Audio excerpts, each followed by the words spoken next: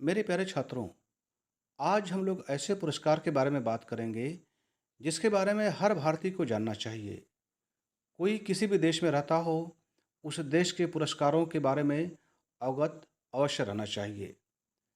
अभी जो आप चित्र देख रहे हैं, यहाँ पर बाईं तरफ लिखा हुआ है भारत रत्न और दाहिने तरफ आप देख रहे हैं सिंह स्तंभ बना हुआ है। क्या आप बतला सकते हैं कि ये दोनों पुरस्कार अलग-अलग हैं कि एक ही पुरस्कार है? बिल्कुल सही। यह जो है एक ही पुरस्कार है। यह भारत रत्न का चित्र है। आप जो पीपल के पत्ते पर बाईं तरफ देख रहे हैं भारत रत्न लिखा हुआ, ठीक इसके पीछे का हिस्सा आपको सिंह स्तंभ है और यह भारत रत्न है। और चलिए अब हम लोग इसके बारे में कुछ ज़्यादा विस्तार से जानकारी हासिल करते हैं और आशा करता हूँ कि सारे के सारे दिए गए बिंदुओं को आप नोट करके अवश्य याद कर लेंगे ताकि अपने सामान्य ज्ञान को आप मजबूत बना सकें। तो चलिए आगे बात करते हैं। भारत रत्न, जैसा कि आप जानते हैं, भारतवर्ष का सर्वोच्च नागरिक सम्मान है।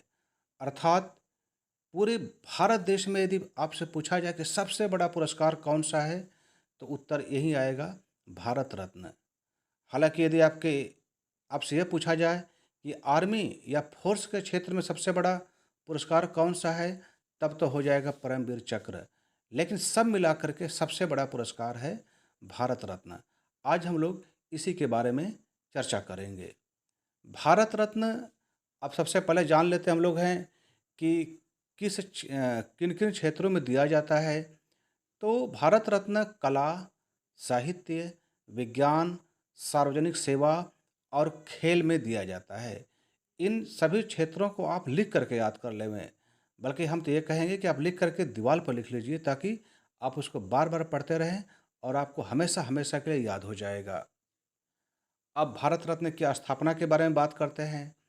तो भारत रत्न की स्थापना डॉक्टर राजेंद्र प्रसाद, जो कि भारत के प्रथम राष्ट्रपति थे, उनके द्वारा 2 जनवरी सन 1954 में किया गया और यह निर्धारित किया गया कि जो जीवित व्यक्ति रहेंगे उन्हीं को यह पुरस्कार दिया जाएगा। वैसे ही जैसे नोबेल प्राइज़, आप जानते हैं कि नोबेल प्राइज़ हमेशा जीवित इंसानों को दिया जाता है, मरे हुए लोगों को कभी भी नहीं दिया जाता है। तो इसी भावना के साथ जैसे नोबेल प्राइज़ के लिए कंडीशन है, उसी प्रकार भारत रत्न के लिए भी बनाई गई। लेकिन 1955 में मरणोपरांत भी भारत रत्न देने का प्रावधान शुरू हो गया। ऐसी तमाम हस्तियां थी जो बाद में विस्तार से उनके बारे में जानकारी होती थी और ऐसा लगता था कि हाँ, वो भारत रत्न के पात्र हैं, तो भारत रत्न दिया जाने लगा। और कई ऐसी हस्तियां हैं भारत में जिनको मृत्यु के बाद भारत रत्न दिया गया है। अब थोड़ा और बात कर लेते हैं हम लोग हैं। 3 व्यक्ति, 1 वर्ष में अधिकतम 3 व्यक्तियों को भारत रत्न दिया जा सकता है। अब ये भी आपके लिए महत्वपूर्ण बिंदु है कि जानते रहना चाहिए कि कितने व्यक्तियों को 1 वर्ष में एक साथ दिया जा सकता है। क्या आप जानते हैं कि अभी हाल ही में कितने लोगों को दिया गया? अगर नहीं जानते हैं तो ज़रूर जानने का प्रयास करें। खैर हम लोग आगे बात करते हैं।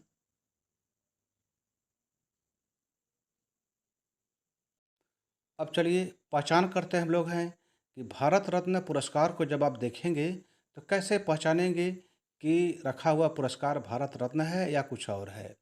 तो पहचान यह है कि एक ताम्र पीपल के पत्ते पर सूर्य की प्लेटिनम छवि के संग देवनागरी लिपि में भारत रत्न लिखा हुआ, यह पहचान है भारत रत्न की। ताम्र पीपल अर्थात जो भारत रत्न है वह पीपल के पत्ते पर बनाया जाता है और वह पीपल का पत्ता तांबे का बना होता है और उस पर आप देखेंगे एक सूर्य का भी चित्र होता है जो प्लेटिनम नामक धातु से बना होता है और ठीक उसके नीचे लिखा रहता है भारत रत्न, हिंदी भाषा में, देवनागरी लिपि में, अर्थात हिंदी भाषा में। और जैसा कि मैंने बतलाया कि यह खेल में भी भारत रत्न दिया जाता है।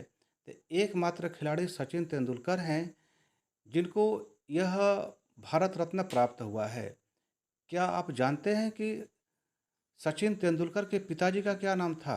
यदि जानते हैं तो आप कमेंट बॉक्स में लिख कर के भेजें। यहाँ पर एक और बिंदु मैं बतलाना चाहूँगा कि इनको सबसे कम उम्र में भारत रत्न प्राप्त हुआ है। है ना आश्चर्य की बात? आखिर में हो भी क्यों ना? सचिन तेंदुलकर, जिनको गॉड ऑफ क्रिकेट कहा जाता है या महानतम बल्लेबाजों में एक, और इनको यह उपाधि मिलनी भी चाहिए थी। अगर हम आपसे पूछूं कि प्रथम गायिका कौन है जिनको भारत रत्न मिला हुआ है, तो उत्तर है एम.एस. सुब्बुलक्ष्मी। आप इनकी गायकी को अवश्य सुन सकते हैं। यूट्यूब पर बहुत सारा कार्यक्रम उपलब्ध है और अपने ज्ञान को आप बढ़ा सकते हैं। अब एक हम लोग और बात करते हैं तीन विदेशी। हालांकि मैं यहाँ आपको बतलाना चाहूँगा कि भारत रत्न केवल भारत के नागरिकों के लिए बना हुआ है, लेकिन कुछ विशेष परिस्थितियों में जिनका संबंध भारत से रहा है या भारत के लिए बहुत कुछ किए हुए हैं, उन लोगों को भी पुरस्कार दिया जा सकता है। जैसे अभी तक तीन ऐसे विदेशी हैं जिनको भारत रत्न से नवाजा गया है। वे नाम है मदर टेरेसा, खान अब्दुल गफ्फार खान और नेल्सन मंडेला। अब ये तीनों में जो तीन विदेशी हैं, इन तीनों लोगों पर मैं आपसे एक सवाल पूछना चाहता हूँ और देखना चाहता हूँ कि आपका सामान्य ज्ञान पहले से कैसा है। जैसा कि मैंने बतलाया कि तीन विदेशी अर्थात मदर टेरेसा, खान अब्दुल गफ्फार खान और नेल्सन मंडेला, ये तीनों लोग किस देश के रहने वाले थे? आपको मैं बतला दूं कि तीनों लोग अलग-अलग देशों के रहने वाले हैं। आपको इन तीनों लोगों के तीनों देशों का नाम लिख कर के भेजना है, जो बतलाएगा कि आपका सामान्य ज्ञान अच्छा है। चलिए आगे बात करते हैं। प्रथम अलंकृत। प्रथम अलंकृत से मतलब है कि वह कौन भारतीय हैं जिनको सबसे पहला भारत रत्न दिया गया। तो अब आप समझ गए हैं कि वे नाम है सर्वपल्ली राधाकृष्णन। यह बहुत बड़े शिक्षा शास्त्री थे और आप इनके बारे में तो कुछ बतलाने की आवश्यकता ही नहीं है, क्योंकि हर एक भारतीय इनके बारे में भली भांति जानता है और ये इसके हकदार भी थे और इनको मिला। खैर चलिए अब कुछ आगे बात करते हैं। आपको मैं कुछ और बातें शेयर करना चाहूँगा कि सन 1992 में एक विवाद पैदा हो गया था। वह विवाद यह था कि नेताजी सुभाष चंद्र बोस को भारत रत्न दिया गया, लेकिन उनसे वापस ले लिया गया। क्योंकि नेताजी सुभाष चंद्र बोस जीवित नहीं थे, इसलिए अब वह उनकी मृत्यु कब हुई, कैसे हुई, कोई भी प्रमाणित नहीं है। तो बस इसी आधार पर कि उनकी मृत्यु हुई है कि नहीं हुई है, इस शिकायत को लेकर के जो उनको भारत रत्न दिया गया था, वापस ले लिया गया।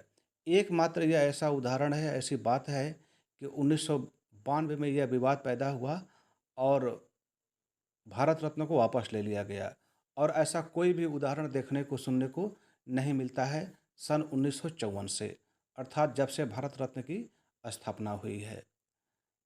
अब एक और बात कर लेते हैं। मौलाना अबुल कलाम आज़ाद चयन समिति में होने के कारण भारत रत्न लेने से इनकार कर दिया। ये भी एकमात्र ऐसे इंसान हैं जिन्होंने भारत रत्न लेने से इनकार कर दिया। कारण आप समझ चुके हैं, जान चुके हैं कि ये चयन समिति के खुद ही एक सदस्य थे और इन्होंने सही भी किया। चयन समिति के लोग ही स्वयं को अगर पुरस्कार बांटने लगेंगे तो फिर तो भाई बेड़ा पार हो गया। चयन समिति के लोगों को पुरस्कार पाने से बाहर रखना चाहिए। अलग सरकार बने, चयन समिति से बाहर हो और उस समय दिया जाता है तो कोई बात नहीं है।